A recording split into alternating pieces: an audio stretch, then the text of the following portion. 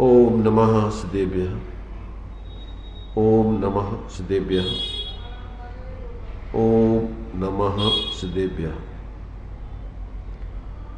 मंगलम भगवान वीरो मंगलम गौतमोमणि मंगलम कुंद कुंदाद्यो जैन धर्मोस्तु मंगलम सर्वमंगल मांगल्यम सर्वकल्याणकारकं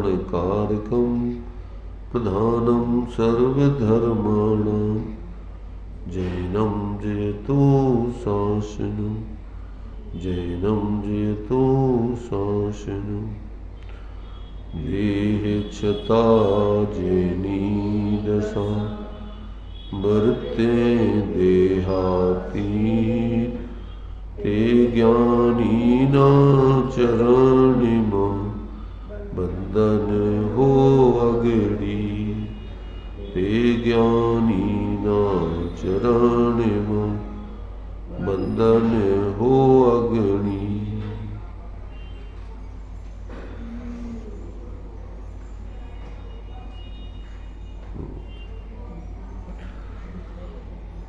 चर्चा स्वानुभूति दर्शन जी ग्रंथ के माध्यम से अपनी चल रही है।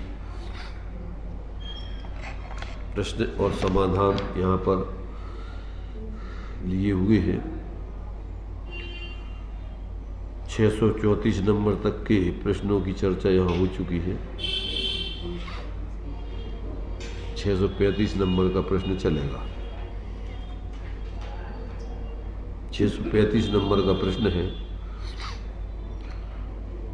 पुरुषार्थ करने के लिए जोर किस पर देना चाहिए?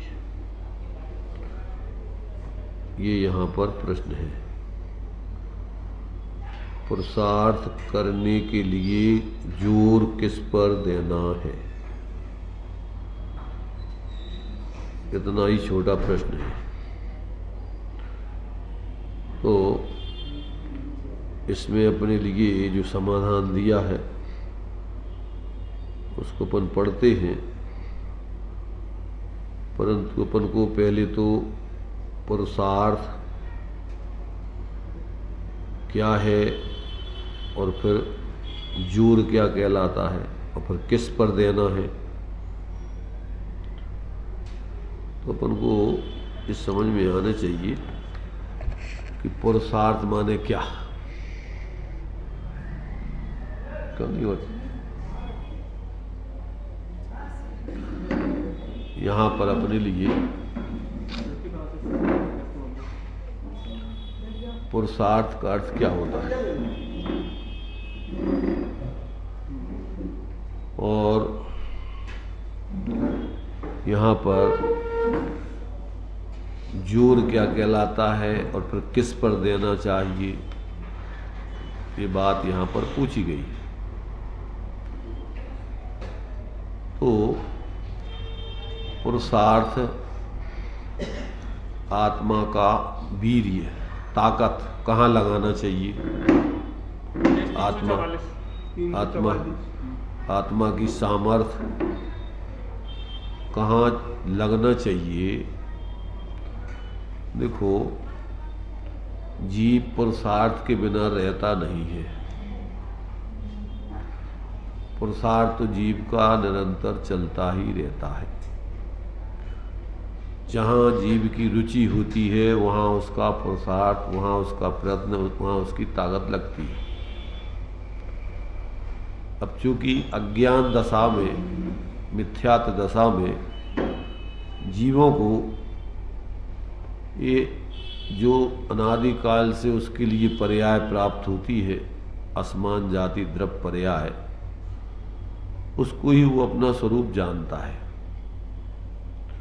और उसी की व्यवस्था में रात दिन लगा रहता है। अपनी वर्तमान में जो असमान जाति द्रव्य पर्याय, असमान जाति द्रव्य पर्याय का मतलब मिली जुली अवस्था, जीव और पुद्गल की मिली जुली अवस्था। अब चूंकि भले ही मिली जुली कहो, परंतु मिलती तो है ही नहीं वो। रहती तो अलग ही अलग है, और पुरुषार्थ भी एक का दूसरे में चलता नहीं है। मात्र लक्ष्य करके पर का ये जीव अपना मोह का, व्यर्थ का, मोह के प्रभाव में आकर के और अपनी ताकत का दुरुपयोग करता रहता है, न जानता। रात दिन अपनी ताकत व्यर्थ में, कसायों के काम में, विषयों के काम में लगाए रखता है, तो आकुलता के अलावा उससे और कुछ नहीं आता है।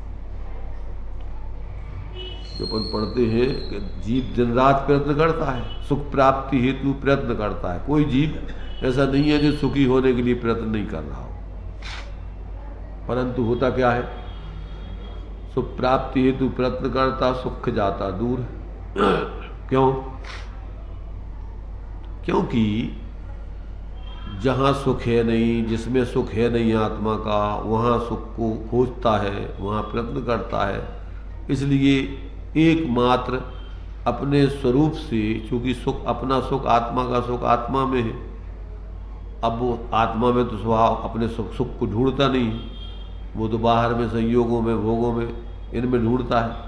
अब वहाँ तो सुख है ही नहीं, तो जितना जितना प्रयत्न करता है उतनी उतनी और आकुलता बढ़ती जाती है, और उतना ज़्यादा जो है अपने स्वभाव से दूर होता जाता है, उल्टी दिशा है उसकी। इसलिए एक क्षण को भी ये जीव चैन नहीं पाता है, रात दिन आकुलता आकुलता आकुलता आकुलता, परेशानी परेशानी, और जितनी ज़्यादा मेहनत करता है उतना ज़्यादा और आकुलता बढ़ती है, क्योंकि दिशा उल्टी है। तो जितना ज़्यादा प्रयत्न करेगा उतना और दूर होता जाएगा, अपने से बाहर जितना प्रयत्न करेगा उतना अपने से और दूर होगा, और आकुलता बढ़ेगी। तो इसकी हालत बहुत खराब है, कुत्ते की हड्डी चबाने जैसी है। कुत्ता जोर जोर से हड्डी चबाता है, और जोर से चबाता है, जितने जोर से चबाएगा उतना ज़्यादा और परेशान होगा। ऐसे ही ये जीव जितना ज़्यादा प्रयत्न करता है सुखी होने के लिए, उतनी ज़्यादा इसकी आकुलता बढ़ती है, उतनी ज़्यादा आकुलता बढ़ती है। आखिरकार आयु पूरी हो जाती है, सुख की गंध आती नहीं है। कहने जातम ज्ञान बिना सुख लेस न पायो। अब सुख वहाँ है ही नहीं तो कहाँ से मिलेगा? फिर संस्कार वही मिथ्यात्व के लेके अगली पर्याय में चला जाता है, वहाँ जाके फिर नई तरह से गिनती गिनता है उस पर्याय में। अब वो तो उल्टी गिनती, उल्टी प्रवृत्ति है, तो वहाँ तो अनंत काल हो गया, आज का तो है नहीं ये जीव, ये तो अनादिकाल से है, और अनादिकाल से सुख की खोज वो बस औंधा खड़ा है, बस वो उल्टी उल्टी खोज करता रहता है रात दिन, बस उसकी दृष्टि बाहर में है और वहीं बस खोजता रहता है, खोजता रहता है। अब यहाँ तो बात चल रही है कि हमें सुखी होने के लिए अपना पुरुषार्थ, वीर्य कहाँ लगाना चाहिए, कैसे लगाना चाहिए, किस पे बल देना चाहिए। यहाँ तो बात अपने लिए, क्योंकि ये स्वानुभूति दर्शन है, तो यहाँ तो अपने यथार्थ सुखी होने के लिए प्रश्न पूछा गया है कि हम सच्चे सुख प्राप्त करने के लिए अपने पुरुषार्थ को कहाँ लगाएं, किस पे बल देवें, ये प्रश्न है। समझ में आया? अभी तो जिस व्यक्ति को यही नहीं है कि हमारा, हम जो कर रहे हैं हम अब दुखी है और यहाँ कोई सुख नहीं है, अभी तो पहले इधर से ऊब नहीं होती। जब तक व्यक्ति को अभी तक जो प्रयत्न कर रहा है कि ये है, उसमें असारता नहीं भाषित हो, तब तक वो सही दिशा में प्रश्न उसका खोज करने का भाव नहीं बनेगा। जब तक वो अभी तक जो हमने प्रयत्न किया है, ये सारा प्रयत्न फिजूल है, व्यर्थ है, इससे हमें कुछ नहीं मिला, जब तक ये निर्णय नहीं हो। और भैया सच्चा सुख जिनको मिला है, जो उस मार्ग पर चलते हैं, कैसे मिला है, अब उनके प्रति रुचि नहीं हो तो कुछ नहीं। सांप्रदायिक बुद्धि से धर्म के क्षेत्र में आने से कोई फायदा नहीं। अपन धर्म, देखो भारत धर्म प्रधान देश है, यहाँ तो चप्पा चप्पा धर्म का कार्य कर रहा है, बिना धर्म के यहाँ कोई रहती नहीं है। यहाँ तो हर व्यक्ति धर्म के बारे में जानता है, और हर व्यक्ति धर्म कर रहा है। तो कौन सा धर्म कर रहा है? क्योंकि यहाँ ऐसा कोई संप्रदाय नहीं है जहाँ वो पैदा हो जाए वहाँ धर्म नहीं होता हो। भारत में तो जहाँ भी पैदा हो जाएगा वो वहाँ धर्म चल रहा है। अब वो उससे हट के जो संप्रदाय में पैदा हुआ है उससे हट के धर्म के बारे में सोचता नहीं है, क्योंकि भैया हम तो जिस संप्रदाय में पैदा हुए बस वही अपना धर्म है। अगर जैन कुल में भी पैदा हो गया और अगर आचार्य कहते हैं कि कुल परंपरा से धर्म कर रहा है तो इससे कुछ फायदा नहीं, भले ही सही है परंतु क्या मान के चल रहा है कि हमारे कुल में चला आया इसलिए अपन धर्म करना ही है। और वो धर्म तो बाहर का होता है, वो औपचारिक, इसमें तो कोई दम है नहीं है। जो वास्तविक धर्म है वो तो तुम्हारा बाहर से उसका कोई संबंध है नहीं, वो तो धर्म पूरा का पूरा आंतरिक है, स्वाश्रित है। अब वो जब तक तुम्हारे लिए उसकी खोज नहीं करोगे तब तक तो कोई धर्म का तुम्हें नाम निशान मिलना नहीं और प्रयत्न भी सही होना नहीं।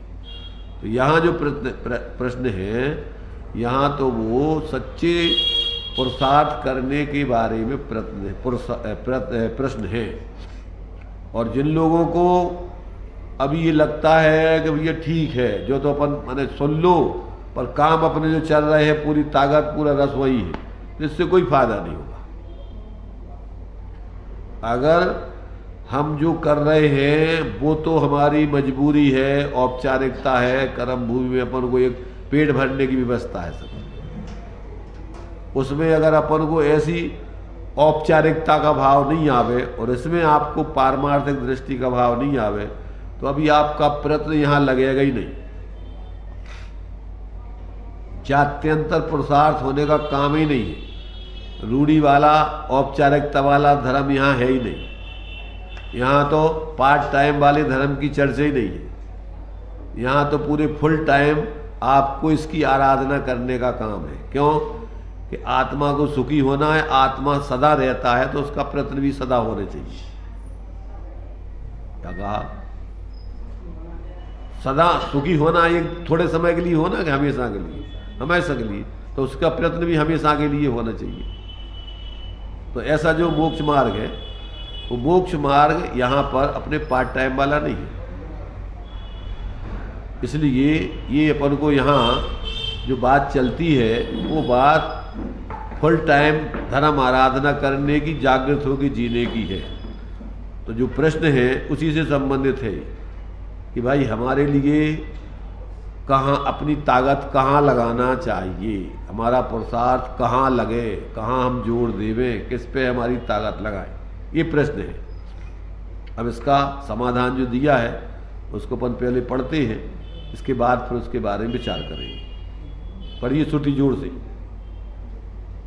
जोर द्रव्य पर जाता है परंतु ज्ञान साथ रहता है। अकेले द्रव्य पर जोर जाए और पर्याय कुछ ही नहीं ऐसा माने तो द्रव्य के ऊपर का जोर मिथ्या होता है। द्रव्य पर जोर दे और पर्याय में राग या कुछ नहीं है ऐसा जाने तो द्रव्य का जोर। 35 नंबर का प्रश्न चल रहा है हमारा। दृष्टि और ज्ञान दोनों साथ रहते हैं और कभी उसकी द्रव्य दृष्टि भी सम्यक है। सम्यक ज्ञान साथ न हो तो द्रव्य दृष्टि भी सम्यक नहीं है। भले ही द्रव्य पर का जोर मुख्य रहे तथापि पर्याय का ज्ञान साथ रहता है। इसीलिए प्रमाण ज्ञान किसी काम का नहीं है ऐसा उसका अर्थ नहीं है। द्रव्य दृष्टि की मुख्यता पूर्वक प्रमाण ज्ञान साथ ही रहता है। शास्त्रीय भाषा में यहाँ पर इसका समाधान किया है, अपन इसको अपनी भाषा में समझें तो समझ में आएगा। क्या दिया यहाँ पर? जोर द्रव्य पर जाता है परंतु ज्ञान साथ रहता है। अकेले द्रव्य पर जोर जाए और पर्याय कुछ ही नहीं ऐसा माने तो द्रव्य के ऊपर का जोर मिथ्या होता है। देखो पहले तो अपन को ऐसा कुछ ऐसा है नहीं, दो चीज़ें के जो अपने लिए द्रव्य अलग हो और तुम्हारे से जोर अलग देने वाला अलग हो, पर्याय अलग हो, ज्ञान अलग हो, ये सारी चीज़ें कोई अलग अलग ऐसी है नहीं। सिर्फ कथन करने का तरीका है व्यवहार से। द्रव्य माने स्वयं की आत्मा, और जोर माने स्वयं की आत्मा को ही अपने ही उपयोग में, अपनी ही आत्मा को ऊर्ध्व करके बाकी सब पर पदार्थों को गौण करना है।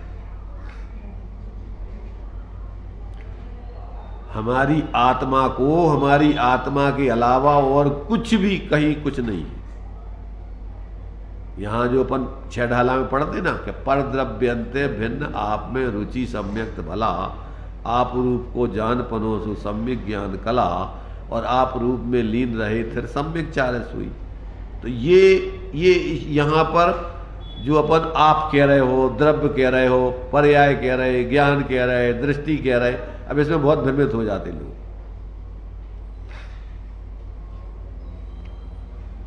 अपनी ही आत्मा को अपन को सर्वस्व मान करके उसी में अपनी रुचि के यही मैं हूँ, उसी में अपना जानपना के यही मैं हूँ, और उसी में अपनी लीनता, चारित्र का, वीर का, पुरुषार्थ, चारों जो अपन बोलते हैं। आचार्य महाराज पंचाचार को स्वयं अपने जीवन में आचरण करते हैं और शिष्यों को आचरण कराते हैं। आचार्य का स्वरूप क्या है? जो स्वयं पंचाचार का आचरण करते हैं और अपने शिष्यों के लिए भी उसी का उपदेश देकर आचरण कराते हैं। तो पंचाचार माने क्या? पांच प्रकार से, पांच अपन गुणों का कहो, 5 गुणों का आचरण अपने सम्यक प्रकार का। दर्शन का आचरण, ज्ञान का आचरण, चारित्र का आचरण, वीर का आचरण, तप का आचरण। 5 आचरण हो गए। ज्ञानाचार, दर्शनाचार, तपाचार, वीर्याचार, चारित्राचार। तो ये इन गुणों का जो बहिर्मुखता से अपना आचरण हो रहा था अज्ञान दशा में, मोह से अपन दूसरों को देख रहे थे, दूसरों को जान रहे थे, दूसरों में ही अपनी ताकत लगा रहे थे, वही अपना आचरण हो रहा था। पूरी तपस्या अपनी वही लग रही थी, सब ताकत। तो अब वो ताकत अपन को उधर नहीं लगा करके अपने स्वरूप में लगाना है। क्या लगाना है? अपने स्वरूप में ही अपनी श्रद्धा, अपना ज्ञान, अपना आचरण, अपना वीर, अपना प्रतिपन्न रूप तप। तप माने क्या? माने अपना सब कुछ। तपस्या करता है व्यक्ति तो पूरा सर्वस्व उसमें अर्पण कर देता है। तो अपना सारा समर्पण अपने स्वरूप में होना चाहिए। स्वरूप का प्रतिपन्न प्रकृष्ट रूप से, तप में विशेष रूप से उग्र पुरुषार्थ है। अब चूंकि इस पुरुषार्थ को अपन ने नहीं किया, तो ये कह रहे कि भाई अपने लिए सब कुछ अपना, आज तक अपन ने अपने को भूल के बाहर की तरफ अपना सब कुछ लगाते रहे। अपना ज्ञान वही 24 घंटे लगा रहता है, बाहर को देखते रहते, बाहर को मैंने अपनी देखते रहते, जानते रहते, होते ही अपनी ताकत लगती, होते ही अपना वीर लगता है, सब कुछ वही लगा रहता है। जबकि कुछ में तुम्हारा अपने को छोड़ के बाहर में तुम्हारा कुछ है ही नहीं। आत्मा का बाहर में क्या है? आमिक्को खलु शुद्धो दंसन्नान मय्यो सदारुवी न भी अर्थ मज्ज किंची भी अन्नम परमाणु मित्तम भी। अब तुम्हारा एक परमाणु तो है नहीं बाहर में, और अपन अपने को परमाणु से ज्यादा तुच्छ मानते हैं, अपना सर्वस्व बाहर ही बाहर देखते हैं। मकान बन गया बहुत बड़ा और अब हमारी महत्ता हो गई, तुम तो हो गए बिल्कुल तुच्छ, तुम्हारा तो कुछ है ही नहीं है। मकान बहुत महान होगा, गाड़ी आ गई बहुत, अरे बहुत साफ, बहुत बड़ा कार्यक्रम होगा।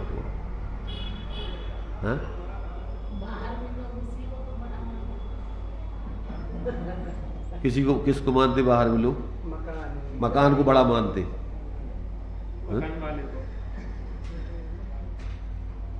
नहीं तो बाहर वाले जो है, तुम बाहर वालों की मानोगे कि अंदर वालों की मान रहे? अब ये जो अपन सुन रहे हैं, ये बाहर वालों की चर्चा है कि अंदर वालों की? और तुम्हें बाहर वालों की रुचि है तो इसका तो उपदेश का कोई मतलब ही नहीं। अगर तुम्हें बाहर वालों पे विश्वास है और अंदर वालों पे तुम्हें विश्वास नहीं है, अंदर वाले तो कह रहे हैं कि जिसको बाहर में रुचि है तो वो तो कुछ नहीं है, तुच्छ है। उस व्यक्ति की कोई कीमत नहीं है, भिखारी है वो तो। जितनी बाहर में व्यक्ति की रुचि उतना बड़ा भिखारी, जितना बाहर से अपनी की महानता उतने तुच्छ व्यक्ति। 8 मद है, तो 8 मद किसको होते? मिथ्या दृष्टि को कि सम्यक दृष्टि को? मद माने क्या? मद माने होता है नशा। क्या होता है मद माने? क्या होता है?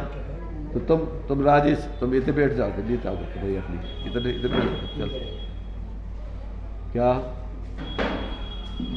मद माने होता है पर के पर का इतना प्रभाव कि तुम अपने आप को भूल गए बिल्कुल।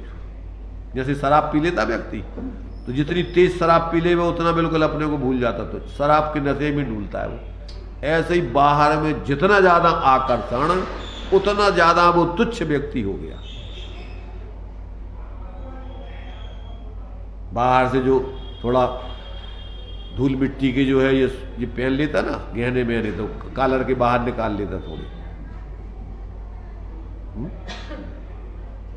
हमारे गांव में जो हम एक बार बताया था ना कि एक ऐसे ही ठाकुर, तो ठाकुर होते थोड़े, उनको रहता दम में अहंकार टाइप का। तो शादी में जो है वो शादी उन्होंने ठाकुर साहब गांव के ठाकुर हथे अस्पीर भर के बजे भाई, उन्होंने शादी की। तो कोई जो है बारात में जो आए सोने की अंगूठी वगैरह पहने, तो सोचा अंगूठी से वो फलानी चीज़ पर्स देना, वो फलानी पर्स देना, ऐसे बताएं। उन्होंने देखा कि इसको बड़ा दम, इसका इस सोने को वो दिखाने का बहुत भाव आ रहा।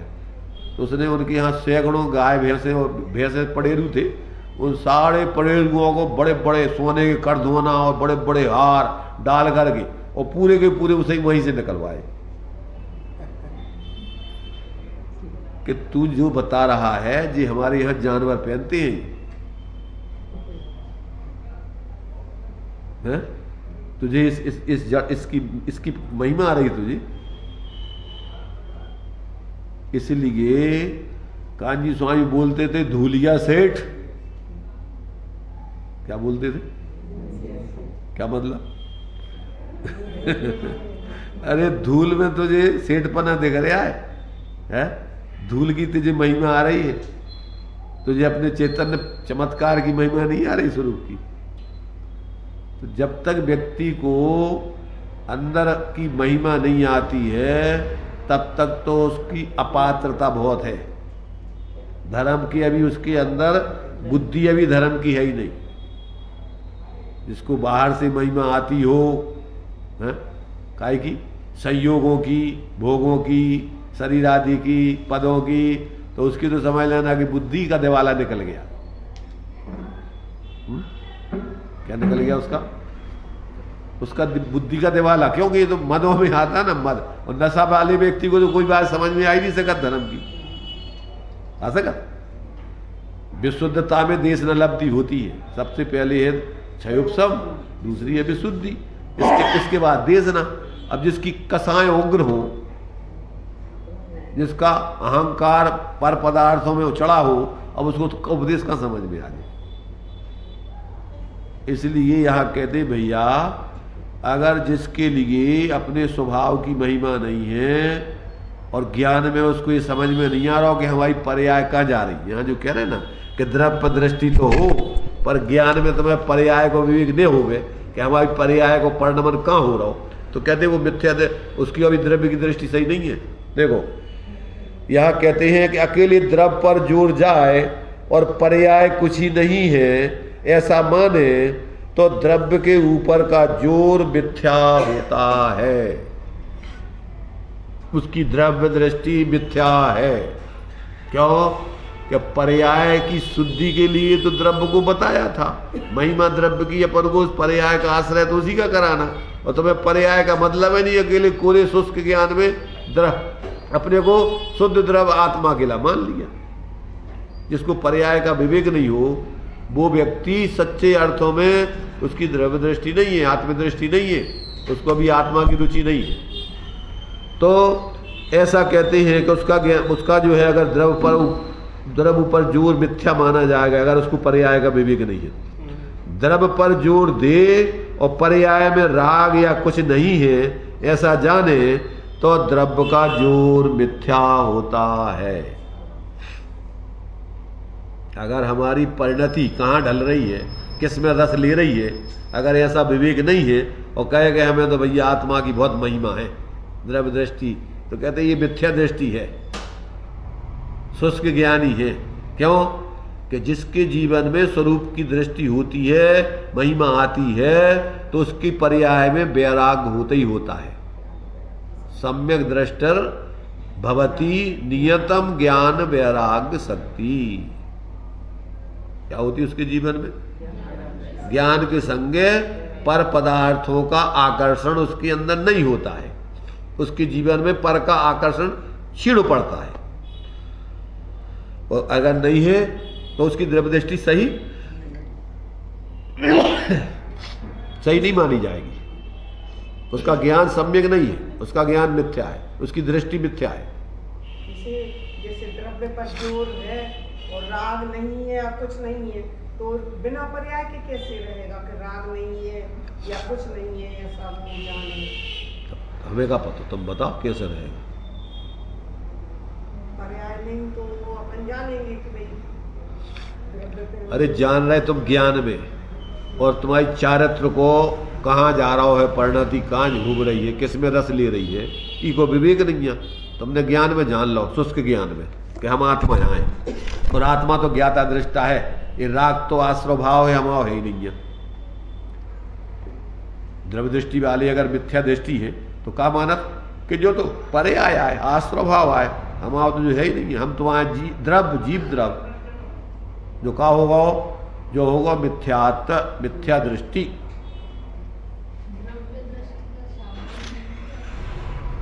द्रव्य दृष्टि का शाब्दिक अर्थ होता है आत्मदृष्टि।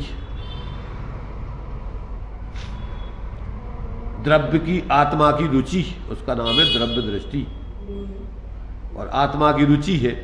और अब तुम्हारे लाने तुम्हारी परिणति किस में रस ले रही है, कहाँ तुम्हें माने रस आ रहा है, रुचि प्रवृत्ति हो रही है, अब तुम्हें जो पता ही नहीं है। तुम्हें आत्मा की तो रुचि है और रस ले रहे हैं अपन काय में, बाहर के संयोगों में, भोगों में, बाहर के सारे जो कुछ भी और उठापटक होती है उसमें। जो अपन कह रहे हैं ना कि मकान वालों को अच्छा माना जाता है, अपन को भी अच्छा लग रहा हो कि हाँ भैया जी मकान वाले अच्छे हैं, हाँ? अरे लोगों की तो देखो, लोगों की क्या कहने, लोगों की क्या कहने है बताओ तुम।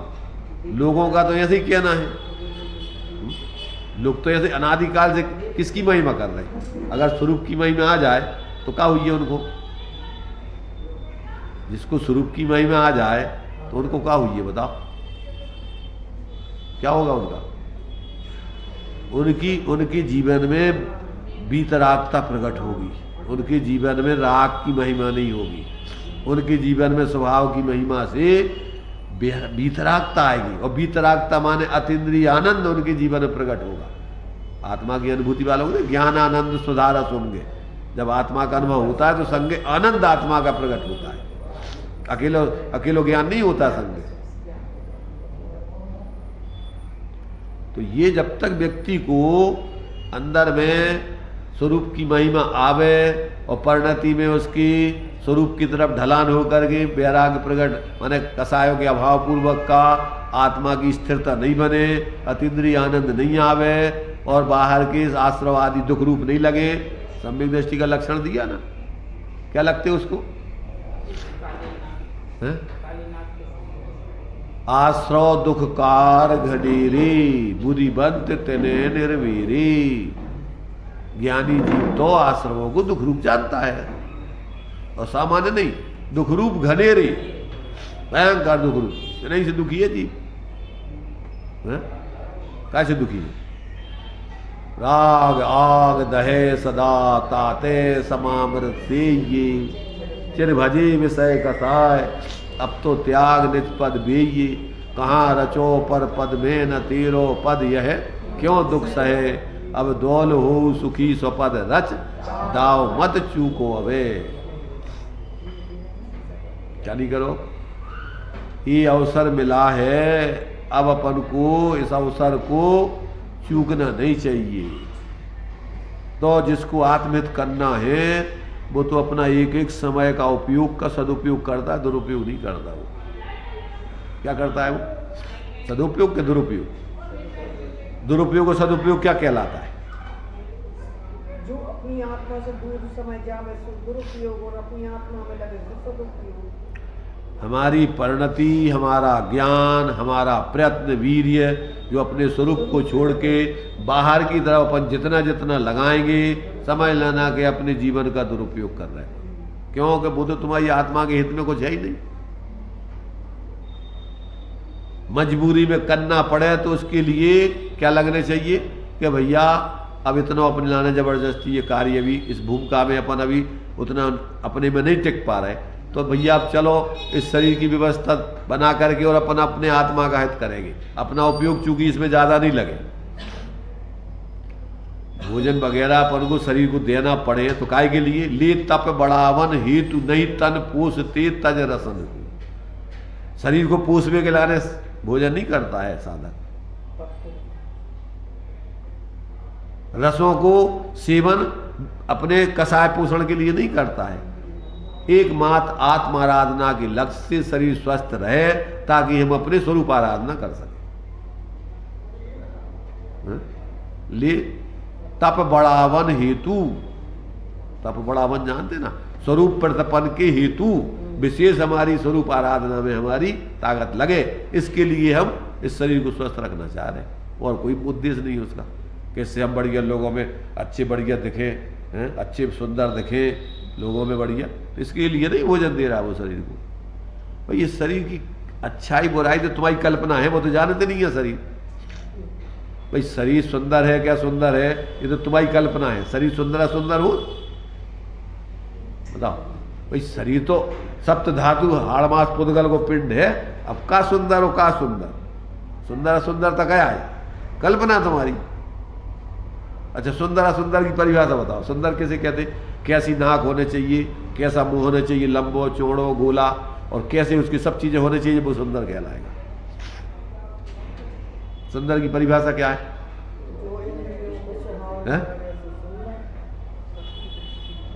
सुंदर की परिभाषा क्या?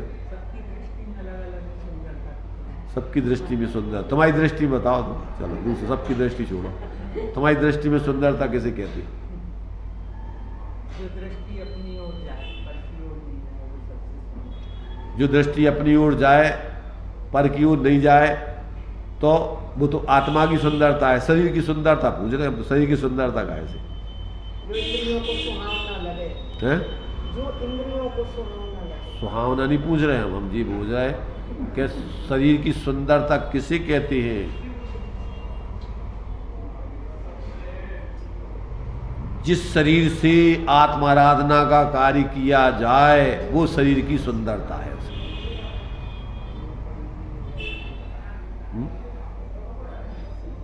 कौन शरीर सुंदर है? जिस शरीर से अपनी स्वरूप आराधना में अपन उस शरीर का उपयोग करें वो शरीर की सुंदरता है उसकी। और जिस शरीर से अपन संसार बढ़ावे वो शरीर कुरूप है, वो शरीर असुंदर है। कैसा सुंदर है वो शरीर? अब ये देखो जैसे जैसे टोडरमल जी ने रत्नत्रय की परिभाषा दी ना कि जिस श्रद्धांत से भीतरागता की सिद्धि हो वह श्रद्धांत सम्यक दर्शन। जिस प्रकार के जानने से रागादिक का भाव हो उस प्रकार का जानना सम्यक ज्ञान। जिस प्रकार के आचरण से रागादिक का भाव हो, भीतरागता की सिद्धि हो, वो आचरण सम्यक चारण। प्रयोजन पर लक्ष्य है जिसका, तो वो तो जैसे प्रयोजन सिद्ध हो वो, जैसे अपन लोक में कि दुकान सबसे अच्छी है जिसमें उसको आमदनी हो रही। अब कितनी बड़ी दुकान है, कितनों माल बिकत, महत्ता उसकी नहीं है। महत्ता काय की है? जिस दुकान से उसको ज्यादा है ज्यादा आमदनी होती है वो दुकान ही सबसे अच्छी दुकान है। ऐसे धर्म के क्षेत्र में आप जिस शरीर में रह करके आप अपनी आत्माराधना को जितने अच्छे से कर सको वो शरीर तुम्हारा सबसे सुंदर है। और जिस शरीर में तुम संसार बढ़ाने का काम करो, अपने स्वरूप से बाहर जाने का काम करो, वो शरीर सबसे ज्यादा असुंदर है।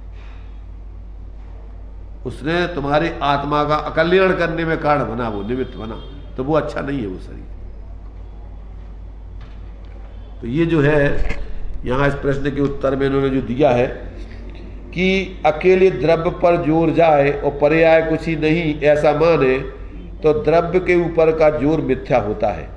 द्रव्य पर जोर दे और पर्याय में राग या कुछ नहीं है ऐसा जाने तो द्रव्य का जोर मिथ्या होता है। दृष्टि और ज्ञान दोनों साथ साथ रहते हैं और तभी उसकी द्रव्य दृष्टि भी सम्यक है। सम्यक ज्ञान साथ ना हो तो द्रव्य दृष्टि भी सम्यक नहीं है। देखो यहाँ पर सम्यक ज्ञान साथ नहीं होगा मतलब क्या कहना चाह रहे हैं भाई? आत्मा में तो अनंत गुण है, तो अकेले ज्ञान, श्रद्धान और ज्ञान अकेले की बात क्यों कर रहे हैं?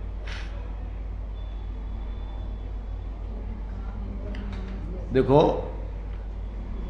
ज्ञान, सम्यक ज्ञान उसी को कहते हैं। ज्ञान की जो परिभाषा है ना, तो ज्ञान की परिभाषा न्याय शास्त्रों में क्या दी? ज्ञान प्रमाण ज्ञान, या प्रमाण कहो या ज्ञान कहो, एक ही बात है। उसकी परिभाषा क्या दी है? अज्ञान निर्वृत्तिर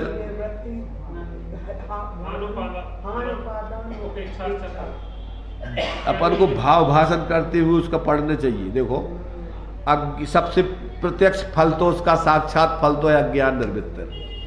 फिर क्रम से उसका फल क्या है? हान उपादान उपेक्षा से फलम। सम्यक ज्ञान का फल पहली चीज तो अज्ञान की निवृत्ति। सबसे पहले अज्ञान की निवृत्ति का क्या अर्थ होता है? जो जैसा है, ज्ञान की परिभाषा क्या है? अन्यून मनतिरिक्तम याथा तथ्यम बिना च विपरीता निस्संदेहम वेद यदावज्ञानाग्रह। किसे कहते हैं सम्यक ज्ञान? अधिक न्यून विपरीत रहत जो ज्ञान सदा ही निस्संदेह जाने वस्तु स्वरूप यथावत सम्यक ज्ञान कहे जिंदे। तो अब अपन को वस्तु स्वरूप में स्वापर हे उपाधि, ये चार बातें अपन को ज्ञान में आने चाहिए। प्रयोजनभूत तत्वों में मोक्ष मार्ग में चार चीजों का ज्ञान सही होने चाहिए। कौन कौन सा? एक तो मैं कौन हूं इसका पता हो, और मेरे से बाहर कौन है, तो अपना और अपने से भिन्न पर, स्वापर अर्थ बहुधर्म युद्ध जो प्रगटावन भान, इसका नाम है सम्यक ज्ञान। तो पहले तो तुम कौन और तुम्हारे से बाहर कौन, और फिर तुम्हारे हित में क्या और तुम्हारे लिए अहित का क्या, दो चार चीजें हैं। हे उपाधि स्वापर, हे उपाधि, हे में क्या आता है? आश्रव बंद ही है। क्या ही है? आश्रव दुख के कारण है और बंद दुख रूप है। क्या कहा? आश्रव दुख कार घनेरे बुद्धिवंत ने निर्विरित। आश्रव दुख के कारण है और बंद दुख रूप है, और संबर सुख का कारण है, और निर्जरा और मोक्ष सुखरूप है। एक देश सुखरूप निर्जरा और पूर्ण सुखरूप मोक्ष। क्या कहा? चार चीजों में इस रूप में समझना है। आश्रव दुख के कारण है और बंद दुख रूप है, और संबर सुख का कारण है, और निर्जरा और मोक्ष सुखरूप है। निर्जरा एक देश सुखरूप है और मोक्ष पूर्ण सुखरूप है।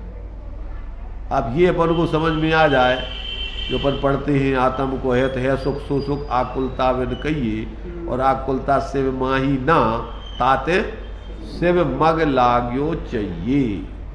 अब ये जिस ज्ञान में समझ में आ रहा है और ये निर्णय करके चल रहा है, तो उसके सम्यक दर्शन के संग सम्यक ज्ञान होता है, और सम्यक ज्ञान इन चीजों का निर्णय करके चलता है कि हम कितने आश्रमों से निर्वृत्त हो रहे हैं। समय सार में दिया ना, ज्ञान से आश्रमों से निवृत्ति होती है। तो फिर प्रश्न उठाया कि वो ज्ञान, ये बताओ कि आश्रमों प्रवृत्त है कि आश्रमों से निर्वृत्त है? और अगर आश्रमों प्रवृत्त है तो कहते उसको हम ज्ञान कहते ही नहीं है। क्या कहा? विवेक किसे कहते हैं? कि अपन अपने अहित से निर्वृत्ति नहीं करे, हित में प्रवृत्ति नहीं करे, तो उसको कौन विवेक कहेगा? समझदार कहेगा कि मूर्ख कहा जाएगा? है? क्या कहा? जो अपने हित और अहित का विवेक नहीं है, और हित में प्रवृत्ति ना करे, अहित से निर्वृत्ति ना करे, तो उसके लिए कोई विवेकी कहेगा कि मूर्ख कहेगा। ऐसे ही मोक्ष मार्ग में अपन यदि आश्रमों से बिल्कुल निवृत्ति नहीं कर रहे, देखो कीजिए शक्ति प्रमाण ईमानदारी से, जितनी ताकत है उससे तो निवृत्ति करना ही है, और नहीं हो पा रही है तो उसकी श्रद्धा रखो, भावना भाव कि ये भी करना ही है। शकुंतला जी सुनाई दे रहे हो तुम्हें हैं कि कुछ और सोच रही हो? कैसे के अध्यक्ष मंत्री वगैरह को और कुछ सोचना पड़ा था ना, बहुत सारी चीजें हैं, तुम कुछ नहीं सोचती। हमने कि शायद और कहीं चल रहा हो तुम सोच। अब अपन को सम्यक ज्ञान वो कहलाता है कि जिसमें स्वापर ही उपाधि का विवेक बढ़ रहा हो। विवेक मतलब जीवन में चल रहा हो, तो अपन कितने अहित से बच गए, अभी कितने अहित में प्रवृत्ति हो रही है अपनी। अब आगे उससे निर्वृत्ति करना है, क्रम क्रम से 24 घंटे जागृत होना है, जागृत होकर जीना है। ज्ञानी तो आश्रव दुक्कार घनेरे बुद्धिमंत ने निर्वेरे, प्रतिक्षण एक एक आश्रमों से निर्वृत्ति कैसे हो, 24 घंटे जैसे दुकानदार का ध्यान ज्यादा है ज्यादा आमदनी कैसे हो, वो उस पर विवेक रखता है। अगर उसको लग रहा है कि माल बिक जाए रेट के रेट में, बारदाना फ्री मिल जाए, बारदाना फ्री हो रहा है, तो वो बारदाने पे भी धंधा कर लेता है, दूसरा माल बुलवा लेगा, उतना बारदाने का लाभ फिर मिल जाएगा। उसका आमदनी पे ध्यान है कि इसमें कैसे आमदनी हो गई हमारे। लोक में कहावत मानी जाती है, या दुकानदारों का इस प्रकार का जो समझदार दुकानदार होते मानते हैं कि कम आमदनी ज्यादा बिक्री। क्या आप कम आमदनी लोगे तो बिक्री ज्यादा होगी, और ज्यादा आमदनी लोगे तो बिक्री कम होगी। ज्यादा बिक्री ज्यादा लाभ, आमदनी अगर आप कम आमदनी पे बेचोगे तो लोग तुम्हें विज्ञापन करने के लिए खर्चा नहीं करना है, वे ग्राहक ही विज्ञापन करेंगे कि भैया वहां ले आओ यार, वहां का बहुत सस्ता अच्छा माल है और सस्ती रेट पे लूटता वूटता नहीं है बिल्कुल। उसकी लाइन लगेगी, और एक ये सोचा था कि अपन तो ज्यादा इनकम लेना है, तो उसके यहाँ बैठा रहेगा, और जो कुछ हुए वो भी कि यार इसके यहाँ भीड़ जा रही, इसके क्यों जा रही, वो भी पूछ के कि यार हम भी उतरी ले अगली बार से। होता है ऐसा नहीं होता? सुनाई नहीं दे रहा पे लोगों को, अभी ध्यान कहीं और है। अरे हम दुकानदारी बाहर की तो तुम्हें समझा ही रहे धंधा करना, पर अंदर की दुकानदारी की बात चल रही है।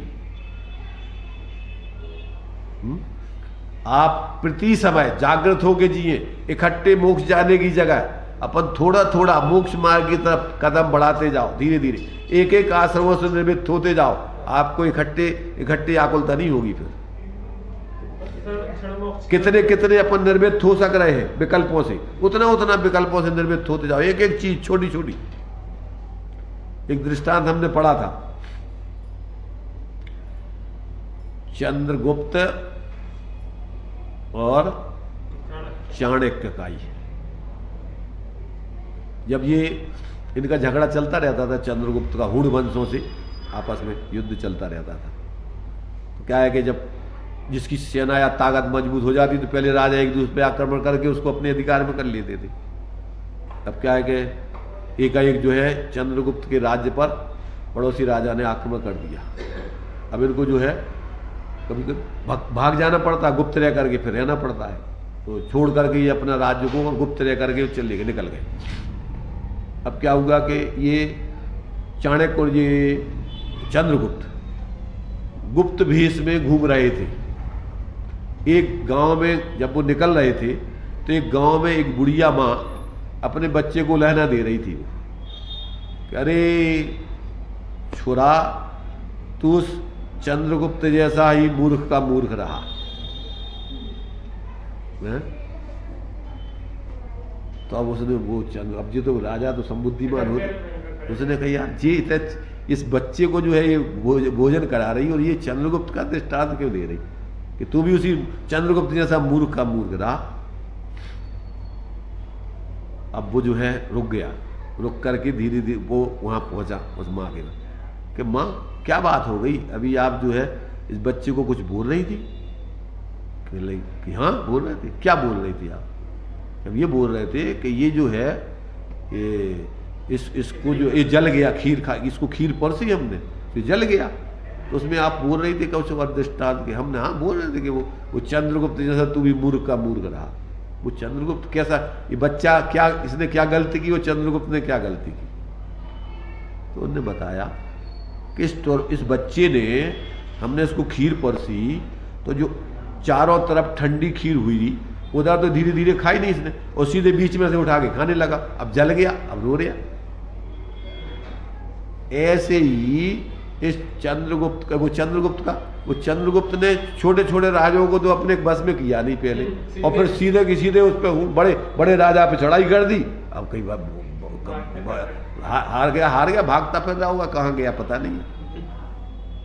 अब उसकी समझ में आ गया कि अरे यार ये इसने कला सिखाई, तो अब धीरे धीरे उसने दूसरे छोटे छोटे राजाओं को अपने उसमें मिलाया, धीरे धीरे अपनी शक्ति को बढ़ाया, धीरे धीरे उसने अपनी शक्ति बढ़ा करके और बहुत सामर्थ्यवान हो गया, और इसके बाद फिर उस पर आक्रमण किया, वो जीत गया। ऐसे ही अपन को बहुत सारे कर्मों को अभाव का नाश करना है। तो क्या करना कि इकट्ठे हम तो भैया अभी तो चौथे काल में मोक्ष होता है, अपन तो कर लेंगे बाद में, अभी क्या करना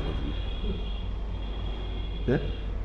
अरे भाई अभी तुम धीरे धीरे मोक्ष पद मिलता है, धीरे धीरे आप जितना क्रम से आश्रमों का अभाव करके अपने आत्मबल को बढ़ाते जाओगे, आगे जाके आपको बहुत सुविधा हो जाएगी, सहज आप आगे जाके सीधे अपना कल्याण कर लोगे।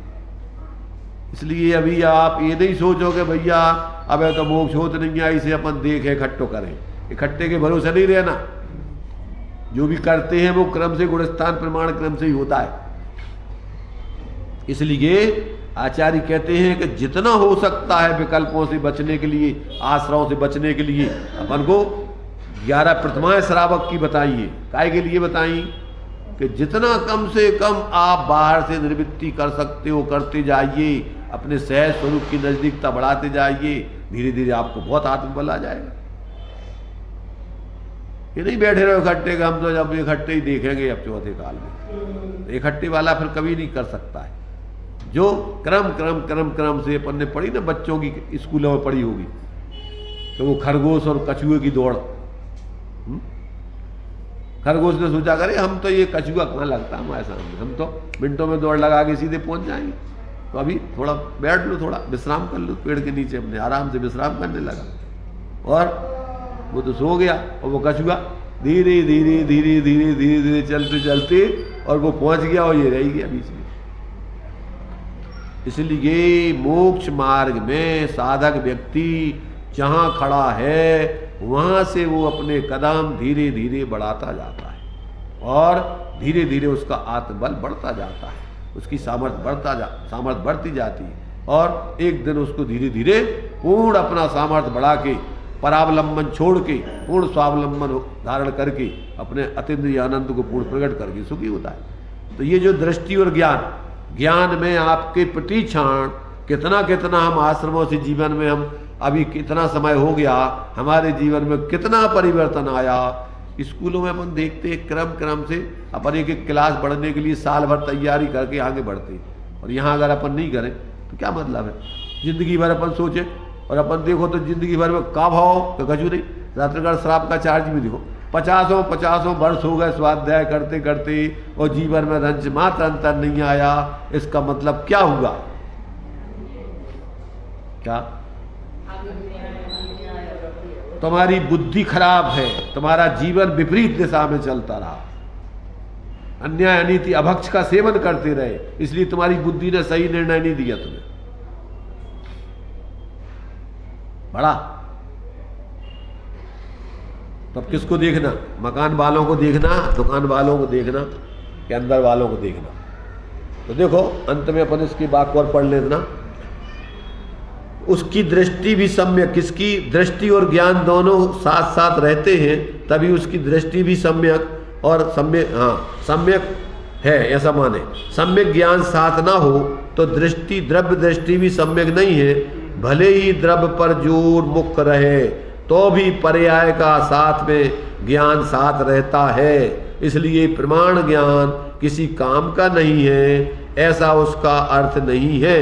द्रव्य दृष्टि की मुख्यता पूर्वक प्रमाण ज्ञान साथ ही रहता है, उसमें पर्याय का विवेक 24 घंटे उसके बरतता है कि हमारी पर्याय में कितना हम आश्रमों से निर्मित हो रहे हैं, कितना आगे बढ़ रहे हैं, कितना हमारे जीवन में अंदर अपने स्वरूप की साधना बढ़ रही है। ये बराबर ज्ञान में दोनों पक्षों का विवेक होता है, द्रव्य स्वभाव और पर्याय स्वभाव। इन दोनों का विवेक जिस ज्ञान में नहीं होता वो ज्ञान सम्यक दृष्टि का ज्ञान नहीं है, मिथ्या दृष्टि का ज्ञान है। ऐसा जो है इस प्रश्न का, प्रश्न छोटा थोड़ा था पर उसमें गंभीर विषय भरा हुआ, अगर भाव गंभीर है, अगर इसको अपन समझें और अपने जीवन में उसको घटित करें तो अपना जीवन वास्तव में मंगलमय बनेगा ही। धर्म के क्षेत्र में आवे और जीवन में उसकी शांति ना आए, सुख ना आए, अशांति दूर ना हो तो समझ लेना उसके धर्म के स्वरूप को समझे ही नहीं।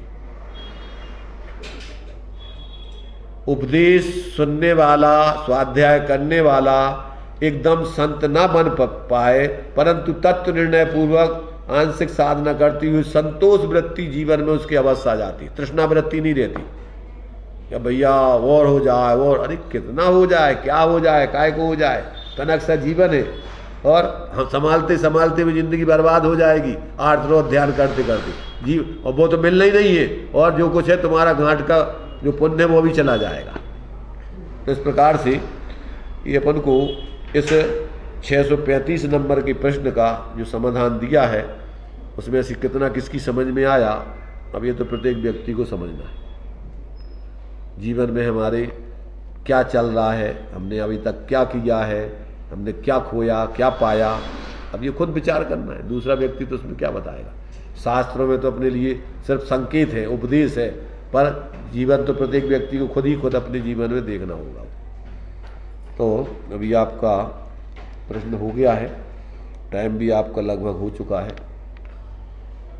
इसलिए अपन यहीं विराम लें। और कोई विषय, कोई बात समझ में नहीं आई हो तो पूछ सकते हैं किसी को, अगर कोई किसी इस प्रकार की अपन ने जो चर्चा की और उसमें अगर तुम्हारे लिए कोई समझने में कोई विषय बाकी रह गया हो या कोई और अपने लिए जिज्ञासा हो तो उस पर अपन चर्चा फिर कर सकते हैं।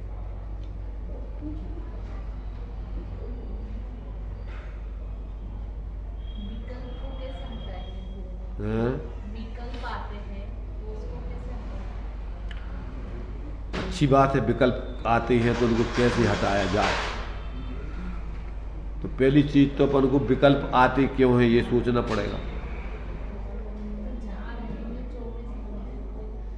देखो ऐसा है, विकल्प कोई अंदर में भरे नहीं है, विकल्प तो आप अपनी तरफ से पैदा करते हो, कोई दूसरा नहीं तुम्हें पैदा कराता है। जैसे मान लीजिए आप घर में रहते हो तो घर रहते हुए आपको उस घर संबंधी जितनी आवश्यकता है वो तो भूमिका अनुसार विकल्प आते ही। अब अपन को अनावश्यक विकल्प क्यों आते हैं, सवाल ये होने चाहिए। अनावश्यक विकल्प आते हैं, अनावश्यक इच्छाएं अपन अंदर में पैदा करते हैं, दूसरों की तुलना करते हैं, दूसरों को देखते हैं और उनसे आगे बढ़ना चाहते हैं। जो माने 7 प्रकार है उनमें प्रतिस्पर्धा का भाव रहता है, प्रदर्शन का भाव रहता है, इसलिए विकल्प आते हैं अनावश्यक। आवश्यक विकल्प तो भूमिका अनुसार आते ही हैं, उनको तो दूर कर नहीं सकते, पर अनावश्यक विकल्पों का कारण है फिजूल का सोचना, अनर्थ दंड। यदि आप व्यर्थ का नहीं सोचेंगे तो विकल्प कौन लाएगा तुम्हें, कोई जरूरत ही नहीं है। कौन क्या कर रहा है हमें क्या लेना देना, वो जाने, हमें जरूरत नहीं है उसकी, उसको विकल्प आएंगे नहीं। हमें लग रहा है कि भैया हमारा पेट भर गया, अब वो सामने वाला और खा रहा हो, ज्यादा खा रहा हो, खाता है, हमें क्या लेना देना उसको, हमें जरूरत ही नहीं है, हमें सोचनी नहीं है उसके बारे में। इसलिए जब हम व्यर्थ का सोच अपने जीवन में खड़ा करते हैं तो ही व्यर्थ के विकल्प खड़े होते हैं। और जब यदि व्यक्ति व्यर्थ का नहीं सोचता है, अनर्थ का नहीं सोचता है, तो उसको विकल्प आते ही नहीं। ये तो अपने ऊपर है कि तुम्हारा सोच एक आवश्यकताएं जन्य विकल्प है और एक विलासितापूर्ण दिखावटी बनावटी जीवन के विकल्प है। तब उसका तो कोई अंत नहीं है। सोचते जाओ, एक दूसरे की तुलना करते जाओ, बनाते जाओ, विकल्प बढ़ाते जाओ। इसलिए समझदार आत्मार्थी व्यक्ति को अनावश्यक विकल्प आते नहीं है। उन्हीं में से वो और छट्टी करता जाता है कि आज अपन को अगर इस चीज की जरूरत नहीं है तो आज अपन को ये हटाओ, उसको नहीं करना। अपन पढ़ते ना, ताहू में फिर ग्राम गली गृह बाग बाजारा गमना गमन प्रमाण ठान सकल निवारा। तो ये सब धीरे धीरे जरूरत नहीं है, नहीं हमें आज इस संबंधी हमें सोचने नहीं है। बहुत सारे अनावश्यक अनर्थ दंड है, वो सब अपन को करनी नहीं, क्या को सोचना। अपन धीरे धीरे अगर जागृत होकर जिएंगे तो आपके जीवन में विकल्प धीरे धीरे क्षीण होते जाएंगे, बढ़ेंगे नहीं। और यदि आप विवेक पूर्वक नहीं जियोगे और मूर्खों को देखते रहोगे और व्यर्थ की कल्पनाएं करते रहोगे तो अनर्थ दंड तो चल, इसका कोई अंत नहीं है।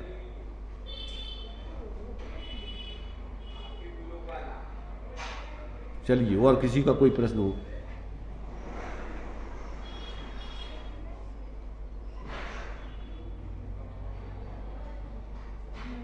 हो गया? अब तो नहीं आएंगे अनर्थ व्यर्थ के विकल्प। चलो देखो, प्रयोग करो भाई, अपन जीवन में उसको प्रयोग करो। जो समझ में आ गया कि भैया वास्तव में अपनी तनाक्षी जिंदगी यहाँ थोड़े समय के लिए अपन आए हैं, काय को अपन लंबा चौड़ा बताएं। वो बनारसी दास जी ने दिया ना, क्या दिन 10 के मेहमान जगत जन बोल बिगाड़े कौन सो, हम तो बैठे अपनी मौन सो, अपने आनंद से मौन में आनंद भोगो। क्या उसमें रखा है? उनको देखो महापुरुषों को कि इनके पास इतना सब कुछ था, छोड़ छाड़ के क्या करना उसमें अपने विकल्पों को उलझा करके। और अपन मूर्खों को देखते रहेंगे तो बढ़ाते रहो विकल्प, बढ़ाते रहो। उसको यहाँ से होगा, उसको यहाँ से होगा, उसके फलानी होगा, उसको ठिकाना होगा, तो होते ही रहेंगे वे तो सब फालतू के पागलपन के काम। हाँ भाई कमलेश जी, बहुत दिन का तुम्हारा उपवास हो गया। उपवास का पर्व नहीं भाई, इतने से तो हमारी तरफ से तो उपवास होगा।